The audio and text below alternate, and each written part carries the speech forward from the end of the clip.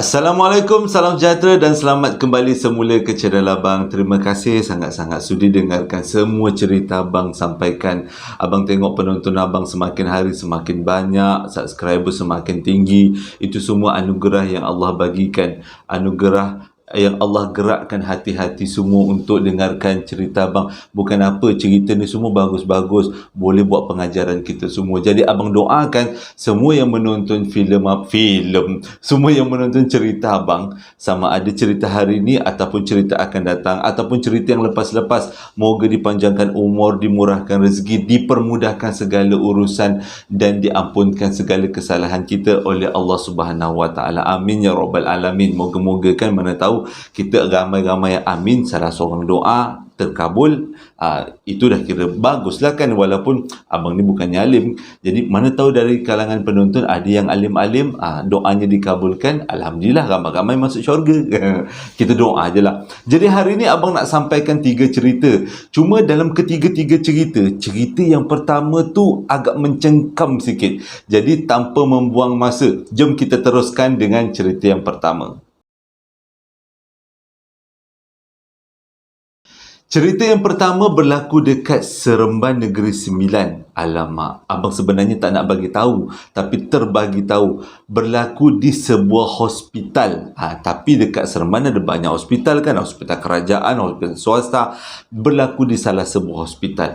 Najwatul nama watak kali ini dicadangkan oleh salah seorang ayah. Katanya Najwatul punya hari jadi jatuh pada 11 hari bulan 6 hari tu. Tapi abang terlambat rakam. Abang ucapkan selamat hari jadi buat Najwatul. Jadi hari ni uncle, dikira uncle uncle gunakan nama Najwatul sebagai watak utama. Tapi dalam cerita ni Najwatul dah mengandung.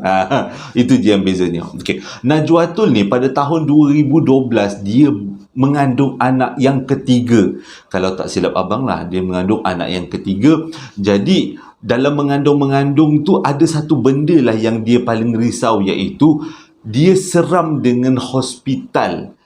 Dia ada pengalaman anak pertama dengan anak kedua. Jadi disebabkan pengalaman-pengalaman yang lepas dan juga dia dengar cerita-cerita yang lepas, memang dia seram sebenarnya bila nak masuk hospital. Bukanlah dia kata seram nak bersalin, tapi dekat hospital kan banyak darah, banyak berlaku kes yang melibatkan kematian. Jadi sewaktu bersalin pun ada kematian juga. Jadi dia rasa benda tu agak mencengkam juga. Tapi dia tak sangka selama anak pertama dengan anak kedua belum ada kejadian pelik yang dia alami. Tapi untuk anak yang ketiga ni ada beberapa kejadian pelik yang dia alami oleh Najwatul. Dan ini permulaan ceritanya. Jadi bila dia dah sakit-sakit tu, dah rasa macam nak bersalin sangat, dia cepat-cepatlah beritahu suami dia nak masuk hospital. Jadi suami dia berdasarkan pengalaman anak pertama, anak kedua, dia tengok dalam keadaan bini dia pun dah kurang baik, dia pun teruslah hantar bini dia pergi hospital berdekatan, hospital di Seremban. Sampai dekat hospital tu, Najwatul ditempatkan di dalam ward biasa sementara nak menunggu waktu bersalin. Kalau ikut abang punya pengalaman adik-adik perempuan yang ramai ni, bukaan-bukaannya. Jadi dia nak tunggu waktu bersalin yang sangat sesuai. Jadi sebelum waktu bersalin yang sangat sesuai ni, dia kena duduk dekat ward biasa yang disediakan. Tapi ward bersalin lah untuk ibu-ibu mengandung aja. Jadi dekat ward tu dia berkenalan dan dengan ramailah kawan-kawan yang boleh kata seumur-umur dia juga. Waktu tu umur dia 20-an, tahun 2012, umur 20-an. Dia kata ramailah kat situ ibu-ibu muda sambil-sambil berborak-borak, sambil-sambil berkongsi-kongsi tips macam mana nak bagi senang bersalin, macam mana nak bagi anak sihat walafiat, bagi macam mana anak cepat cakap, cepat jalan, macam-macam lah ibu-ibu mengandung ni berborak-borak. Dari dalam banyak-banyak berborak tu, tak ada seorang pun yang sentuh tentang perborakan kisah-kisah seram di wad bersalin. Mula-mulanya Najwatul nak juga cerita, sebabnya Najwatul ni jenis yang berani. Jadi dia nak ceritalah pengalaman orang-orang kakak-kakak sini yang lepas, kakak-kakak sepupu, kakak-kakak dia. Dia nak ceritalah. Tapi bila dia tengok orang-orang yang ibu-ibu yang ada dekat dalam wad tu, tak ada seorang pun cerita tentang keseraman wad bersalin. Jadi dia rasa berat hati. Dan bila dah lama-lama tu dia tanyalah juga dengan ibu-ibu ni, kenapa tak nak cerita tentang keseraman wad bersalin. Ramai-ramai tolak. Dia orang kata tak berani sebab takut terjadi pada diri sendiri. Tapi waktu tu Najwa tu macam tergelak-gelak. Penakut. Macam tu dalam hati, dia kata dalam hati. Tak adalah diluahkan. Alah, itu pun nak takut. Mana-mana pun ada, dia kata. Dalam hati, dia kata. Tapi dia tak sangka apa yang dia sebut dalam hati akhirnya betul-betul dia mengalami peristiwa pelik. Pada malam pertama semuanya berjalan lancar, tapi pada malam kedua Najwa tu duduk dekat hospital tu, waktu tu dia terasa betul-betul nak terkencing sebabnya cuaca dekat luar hujan sepanjang hari. Bila hujan sepanjang hari, kita memang rasa macam mudah nak terkencing, terutama ibu-ibu yang mengandung. Jadi Najwa tu lebih kurang pukul 3 pagi lah macam tu, dia pergilah ke bilik air. Sampai dekat bilik air, mula-mula dia rasa marah sangat sebab seluruh lantai bilik air tu penuh dengan rambut panjang. Hitam-hitam rambutnya, bersepah-sepah. Waktu tu dia rasa macam, kenapa dia orang tak bersihkan tandas ni? Dia tak tahu ke ini tandas ibu mengandung? Kalau terpijak rambut tu, tergelincir jatuh, tak ke huru-hara jadinya. Dia dalam hatilah, dia tak sebut dekat mulut. Jadi dia cubalah kuis-kuis rambut tu kanan kiri bagi memudahkan dia untuk masuk ke tandas. Bila sampai dekat dalam tandas tu, Najwa tu pun masih marah lagi. Kenapa tak buat pembersihan? Nanti kan ibu mengandung apa jadi kalau dia orang jatuh? Jadi lepas dah habis buang air kecil tu, dia pun keluarlah daripada tandas dan dia nak mengadulah kepada nurse yang bertugas. Jadi dalam penat-penat dia nak berjalan tu, sambil-sambil pegang pinggang seperti yang abang tengok dalam drama. Abang tak pernah ada bini, jadi tak tahulah macam mana sakit bini sakit nak bersalin. Tapi kalau tengok kat drama kan dia pegang-pegang pinggang gitu-gitu kan, abang pun tak tahulah. Macam tu je lah ceritanya. Jadi bila dia berjalan-jalan sambil memegang-pegang pinggang tu, dia jenguk-jenguk lah pada nurse-nurse yang ada kalau ada dekat kaunter. Nak juga dia mengadu, rambut bersepah-sepah. Tapi sedang dia menjenguk-jenguk nurse tu, tiba-tiba dia terfikir, takkanlah ada orang sengaja sepah-sepahkan rambut dekat dalam bilik air. Takkanlah ibu-ibu mengandung ni ada masa lapang sangatlah masanya untuk cabut-cabut rambut dalam bilik air. Kalau setakat 10 helai, 20 helai boleh lagi dimaafkan. Ini bersepah dekat dalam satu toilet, hitam, rambut tu semua hitam. Panjang-panjang pula tu, tak ada yang rambut pendek. Dah lama-lama tu baru dia terfikir, jangan-jangan benda sebelah nak dengki dia kot. Sebab orang katakan kalau dalam keadaan yang mengandung ni kan darahnya wangi kan. Jadi bila dia terfikir macam tu, tak jadilah dia mengadu dengan nurse. Cepat-cepatlah dia balik dekat katil dia dalam keadaan tergopoh-gopoh. Jadi dekat dalam keadaan tergopoh-gopoh dia tu disedari oleh beberapa ibu yang mengandung yang ada dekat wad tu. Ibu-ibu tu pun tanyalah, apa sal Kak Najwa tu kenapa tergopoh-gapah macam nak berlari aja? Tapi Najwa tu tak berani nak cerita sebabnya kalau dia cerita takut ibu-ibu tu semua takut nak pergi tandas. Jadi dia diamkan ada. Dia kata tak ada apa-apa pun, akak rasa nak berjoging-joging untuk memudahkan bersalin. Dia kata macam tu. Jadi okeylah, malam tu berlalu. Itu malam kedua. Malam ketiga pula, yang ini pelik sikit. Waktu tu masih lagi hujan. Bulan berapa tak pula dia beritahu abang, tapi 2012. Waktu tu Najwa tu rasa nak terkencing, tapi dia terfikir janganlah jumpa rambut yang sama. Kalau dia jumpa rambut yang sama, dia kata dia rasalah dia akan pergi report dulu dekat nurse, minta nurse temankan dengan alasan dia rasa keadaan dia tidak begitu stabil.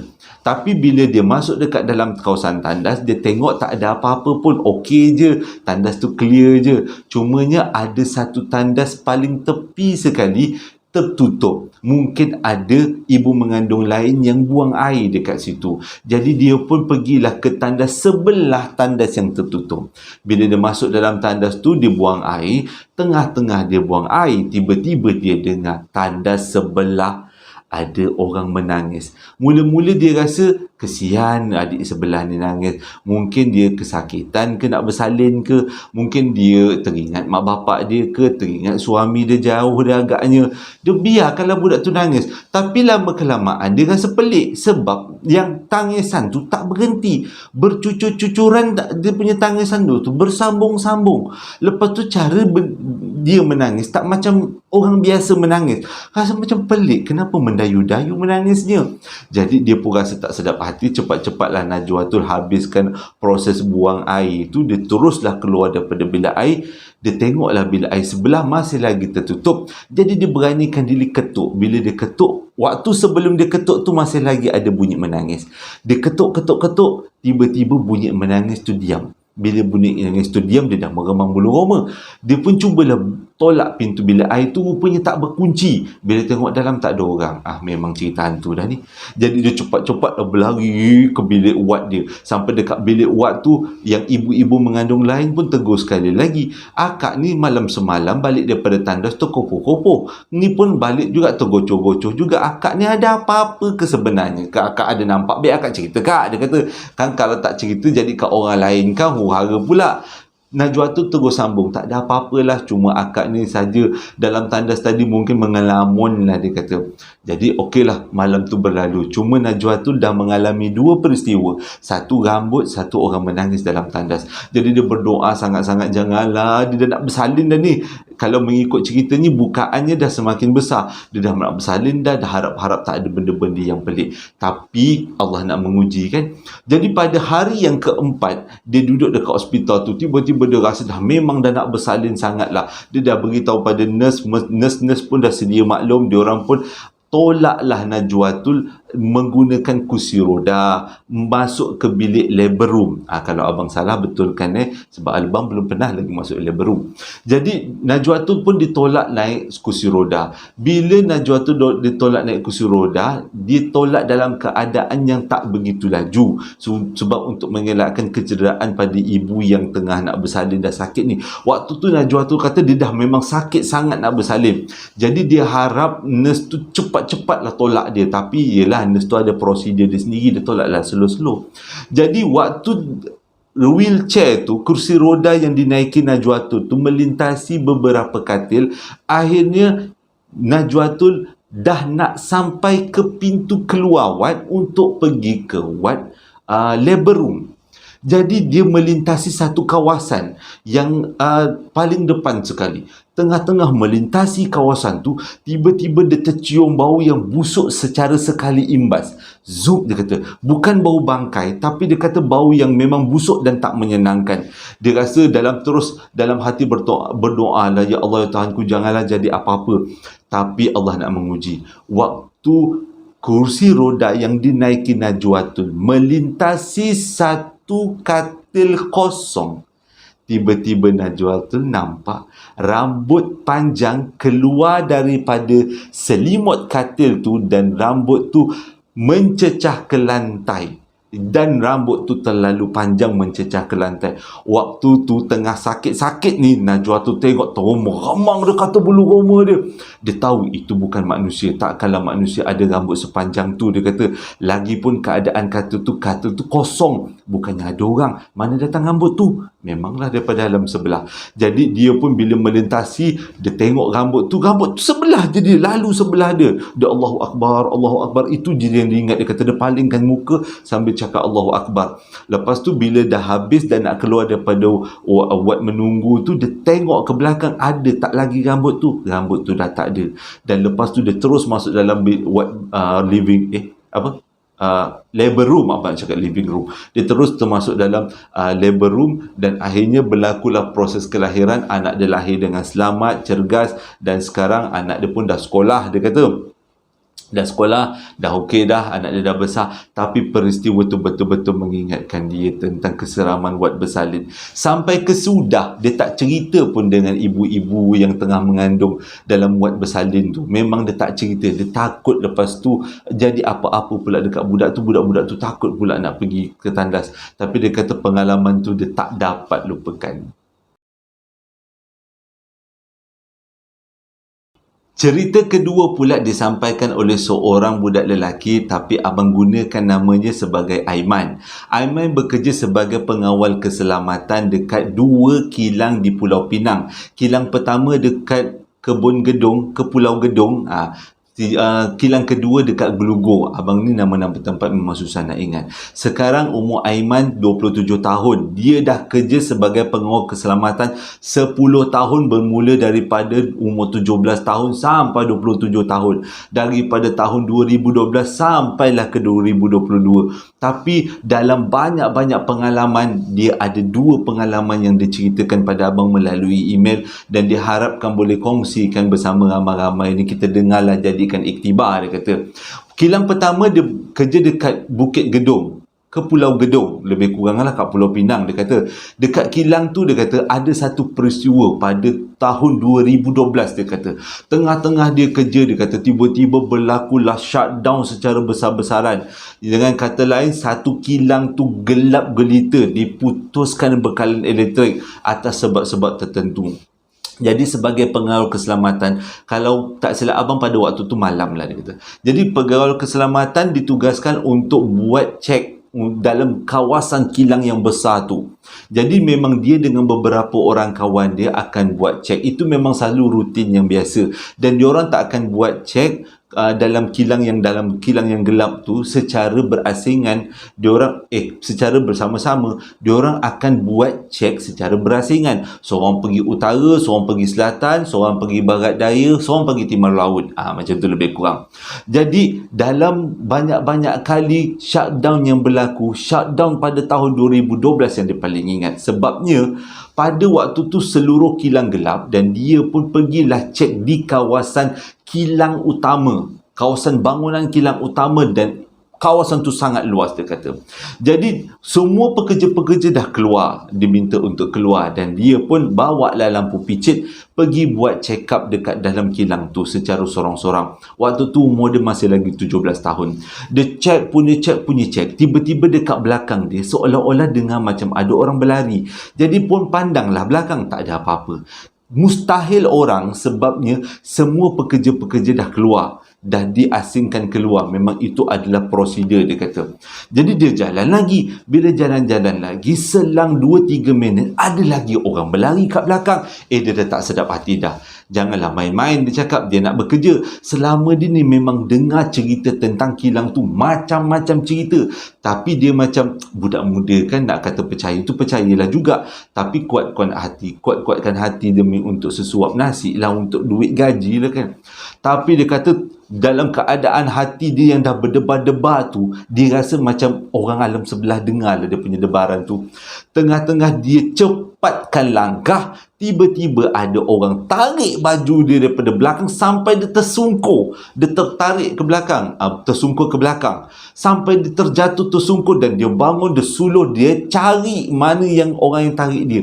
Mustahil dekat situ ada orang, dia kata. Sebabnya walaupun dalam keadaan gelap, tak ada kawasan yang tersorok. Mustahil kalau ada pekerja yang nak dengki, dia pun boleh menyorok kat situ, tarik baju dia. Mustahil. Sebab dia kalau suluh, dia boleh nampak semua kawasan. Nak lampu suluh dia memang jenis yang terang benderang.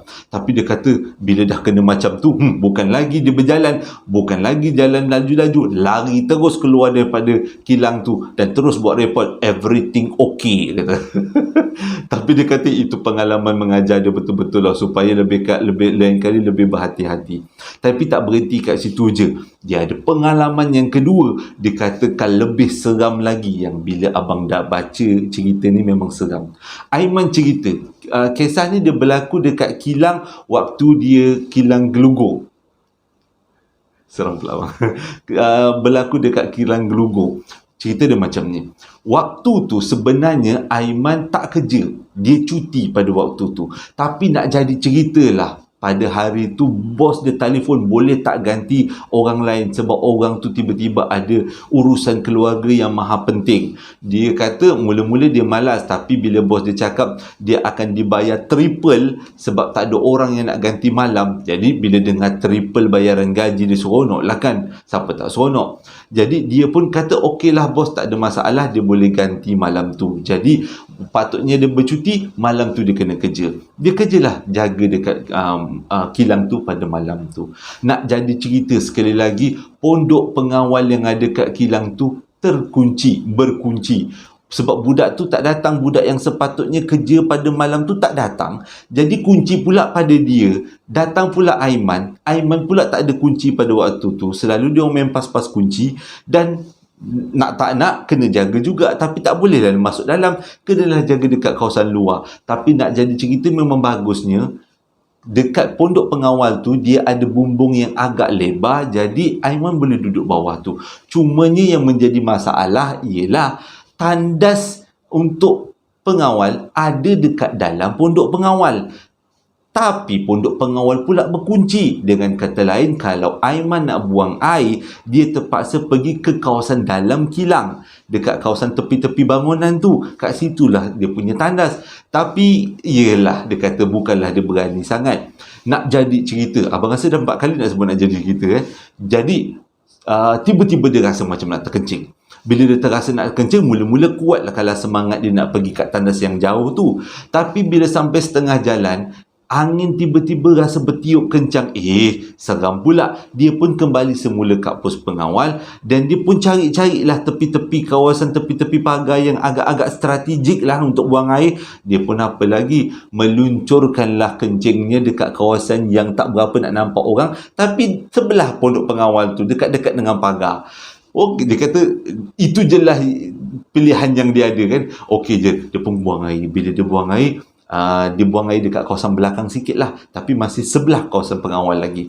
Jadi lepas dah buang air, dia pun duduk balik. Angin pada waktu tu dia bertiup makin kencang. Aiman dah rasa macam seram sejuk. Tak tahulah, dia kata macam dia nak demam, dia kata selepas dia kencing tu. Jadi untuk mengelakkan dia tertidur, dia pun pergilah ke kawasan depan kilang. Ada kedai-kedai orang buka lah, macam stall-stall, memang buka 24 jam. Jadi dia pergilah beli air dekat situ, teh tarik. Bila dia balik, dia minumlah teh tarik yang panas, dengan kata lain untuk memanaskan badan. Lepas tu bila dah minum, cuaca pula sejuk, angin pula kuat, memang nak terkencing lagi lah jawabnya. Alamak, dia kata nak terkencing lagi pula ni, macam manalah ni. Nak tak nak, kena juga kencing, tak boleh kencing. Jadi dia pun ingat dia nak kencing kat tempat dia mula-mula kencing tadi, dekat tepi pagar belakang pondok pengawal. Dia pun cepatlah terkocoh-kocoh lah pergi kat situ. Tiba-tiba dia nampak satu lembar kain. Dia pun terus mendekati kain tu dan dia cubalah nak sentuh kain tu. Tiba-tiba dia rasa seram sejuk. Mana datang kain ni? Kain apa pula? Dia tak jadi kencing bila tengok kain putih tu. Terus balik ke depan, tak pandang belakang. Dia kata hilanglah semangat nak kencing. Dia tahan kencing sampailah pukul 7 pagi. Sepanjang dia tahan tu, dia dengan harapan janganlah benda kain putih tu tiba-tiba terselengkup kat muka dia. Walaupun kain tu berada dekat belakang pondok pengawal, tapi dia takut-takut kalau kain tu ke depan pondok pengawal, mati pula dia. Tapi Alhamdulillah, sampailah ke pukul 7 dia bertahan, tak berlaku apa-apa. Tapi esoknya dia demam. Rupanya antara sebab orang ramai takut nak jaga dekat pondok pengawal tu, dekat kilang tu, sebab kehadiran kain putih tu. Jadi apa yang jadi pada Aiman? Esoknya dia demam, seminggu dia demam, dia ambil cuti dan akhirnya dia kata dia tak nak jaga malam dekat pondok pengawal tu. Dia kata walaupun bos dia minta, kalau nak jaga pun jaga siang, sebab dia jaga dekat kawasan-kawasan lain, dia kata pondok pengawal yang lain. Jadi kalau siapa-siapa yang kerja kilang kat kawasan Gelugor tahu tentang kain putih yang terentang dekat pondok pengawal, boleh komen-komen kat bawah. Seram juga cerita ni. Tadi abang terstop sikit sebab ada sedikit gangguan yang kurang baik. Abang tak tahu kenapa cerita ketiga-tiga cerita yang abang sampaikan hari ni agak mencengkam jugalah. Abang rasa macam tak selesa je. Dah beberapa kali tadi macam ada sedikit-sedikit gangguan-gangguan. Okey, kita teruskan. Kisah yang ketiga ni berlaku dekat Ceras. Dialami oleh seorang budak lelaki. Abang namakan dia sebagai Haziq, sebagai nama pengganti, menggantikan nama yang sebenar. Berlaku 2006, Ceras, dialami oleh Haziq. Cerita dia macam ni. Haziq ni pada tahun waktu dia darjah 3 lah lebih kurang macam tu, dia tinggal dekat satu perumahan rumah pangsa di kawasan Ceras. Dia kata dekat rumah pangsa tu, bersebelahan rumah pangsa tu ada satu pohon beringin, pokok beringin yang berjuntai-juntai talinya ke bawah macam tali Tarzan. Dia kata pokok tu besar gila, dia kata. Dan dia ni sejak daripada kecil, dia kata dia selalu nampak dekat bawah pokok beringin tu ramai budak-budak main bawah tu. Sampai kan mula-mula dia rasa macam benda tu biasa, tapi bila dia tengok Maghrib ada budak main-main kat situ, Isyak ada budak main-main kat situ, Subuh ada subuh lah, Zuhur ada budak-budak main kat situ. Setiap kali dia lalu balik sekolah petang pukul 6 macam tu, dia mesti nampak budak-budak main kat bawah pokok tu ramai-ramai. Sebab dekat bawah pokok tu ada buaian. Jadi pada satu petang tu, mak dia jemput dia balik sekolah dan melaluilah pokok beringin tu. Lepas tu dia tanya dengan mak dia, Mak, dia kata, kenapa budak-budak tu main bawah pokok beringin? Mak dia orang tak cari ke? Kan dah nak maghrib ni, dia kata. Waktu tu dia darjah 3. Mak dia tanya, kat mana? Dia tu cakap lah tu, ramai-ramai kat bawah pokok beringin tu. Mak dia pun diam. Dah, jom balik. Mak dia kata, tahulah dia. Waktu tu dia tak tahu, tapi kita semua tahulah. Dia kata sebenarnya mak dia tak nampak, tapi dia seorang dia yang boleh nampak. Waktu tu darjah 3. Jadi selepas tu mak dia cakap, kalau nampak budak-budak yang main bawah pokok rambutan, salah. Pokok beringin, jangan tegur-tegur, balik terus. Jadi sejak daripada tu dia diingat pesan mak dia. Dan peristiwa tu berlalu daripada darjah 3 naik darjah 4 sampailah dia darjah 5. Memang dia selalu nampak budak-budak main dekat bawah pokok beringin tu, dan dia tahu jangan tegur. Cuma dia tak tahu itu adalah makhluk alam sebelah, sehinggalah satu hari pada umur dia darjah 5.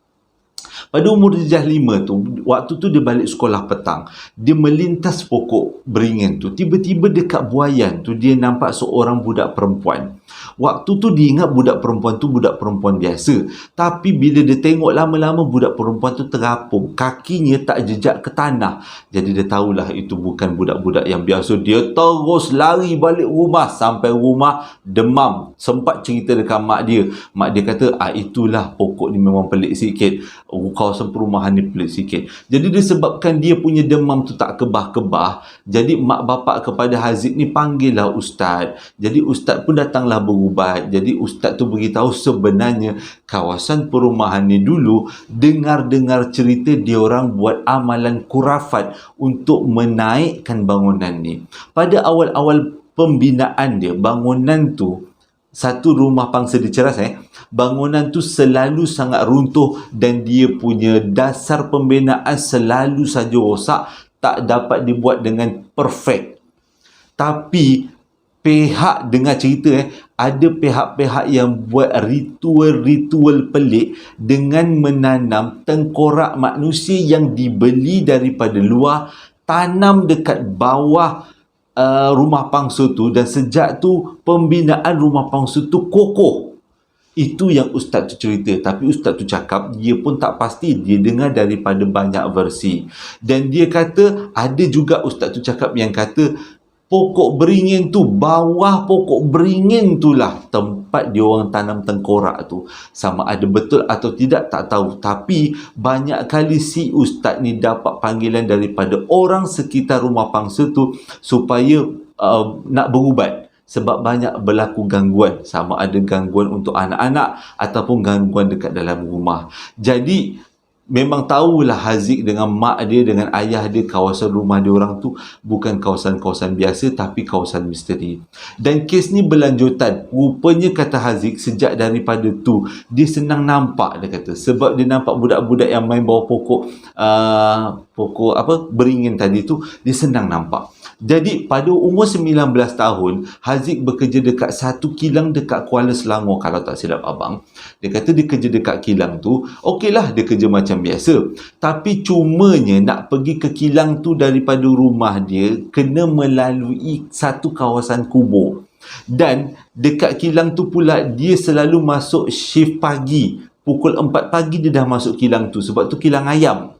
Jadi dia kata dia dah pergi kerja lebih kurang pukul 3.30 pagi sebab nak sampai dekat kilang tu 4.30 pagi. Kenapa start 4.30 pagi? Sebab dia kena proses ayam. Ayam-ayam nak dihantar secara segar ke kawasan-kawasan tertentu. Jadi dia kena datang awal. Jadi setiap hari pukul 3 pagi memang dia akan lalu depan kawasan kubur tu. Tapi dalam banyak-banyak peristiwa dia lalu, dia kata ada 2 peristiwa yang sampai sekarang dia ingat. Pada satu hari dia lalu depan kawasan kubur tu dekat kawasan Kuala Selangor tu lah. Kalau siapa-siapa tahu boleh komen-komen tau. Dekat dengan kilang ayam. Dia kata dia lalu dekat kawasan kubur tu, tiba-tiba dia tercium bau yang pelik. Dia kata bukan wangi, bukan busuk, tapi pelik. Dan terus dia punya muka ni, dia punya mata ni memang gatal lah, memang nak tengok kawasan kubur tu lah. Jadi dia menjeling-jeling lah kat kawasan kubur tu. Bila dia tengok kawasan kubur tu, rupanya dekat tengah-tengah kawasan kubur tu ada seorang lelaki berjubah bertutup, kita panggil hood, bertutup sambil pegang tongkat dekat tangan kanan dia. Dia pun tak tahu tu orang ke bukan orang, tapi dia yakin tu bukan orang sebab mana ada manusia normal yang nak berdiri tengah kubur pukul 3.30 pagi nak cari kerja. Memang tak lah kan. Tapi dia kata selalunya kan rambut panjang, bentuknya. Tapi yang ni pelik, dia kata berjubah, berhood, pegang tongkat. Tapi dia pun bila nampak macam tu terus dia pandang depan. Lantak kau lah, kau nak berdiri, kau punya pasal. Dia pun sampailah kat kilang. Sampai kat kilang, dia ceritalah kat kawan-kawan dia. Heboh. Semua orang tahu cerita ni. Dia kata siapa-siapa kawan-kawan kilang boleh komen-komen kat bawah. Jadi dia kata itu peristiwa pertama. Peristiwa kedua pun memang tak kurang hebatnya. Pada satu pagi pukul 3.30, tak salah. Untuk yang cerita kedua ni dia terlambat pergi. Dia terlambat pergi ke kilang, lebih kurang pukul 4 pagi baru dia bertolak daripada rumah nak ke kilang. Jadi dia agak terlambat sikit. Tapi asyik baik kawan-kawan dia yang datang awal kan. Jadi dia pun lalulah kat kawasan kubur tu. Tiba-tiba dia dengar ada orang sweet, bersiul bersuit, macam sweet, macam gitu dah lebih kurang bunyinya, sweet gitu. Jadi dia pun memang jenis-jenis mata gatal, dia kata dia pun tolehlah dekat kawasan kubur tu.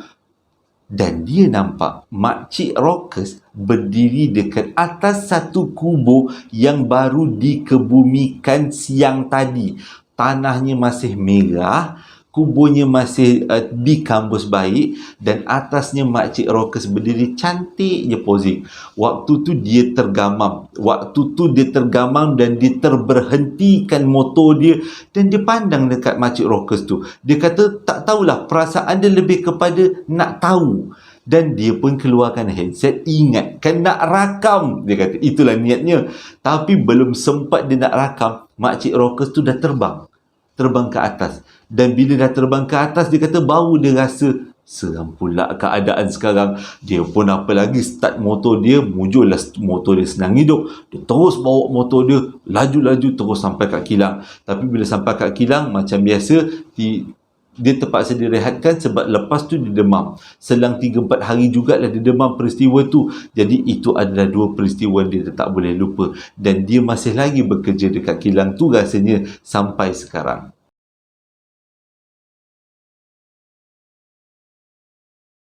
Terima kasih dah menonton video abang daripada mula sampai habis. Abang harap cerita kali ini adalah iktibar yang baik untuk kita semua. Dengan kata lain, iktibarnya jangan buat jahat dengan orang, dan dengan semoga kalau kita tak buat jahat dengan orang, jadi orang pun tak buat jahat dengan kita, insya-Allah lah. Dan apa-apa pun kita banyaklah minta pertolongan pada Allah Ta'ala. Jadi pada agama lain tu kita minta tolong pada Tuhan lah kan. Jadi hingga berjumpa lagi dalam posting abang yang akan datang. Assalamualaikum warahmatullahi wabarakatuh.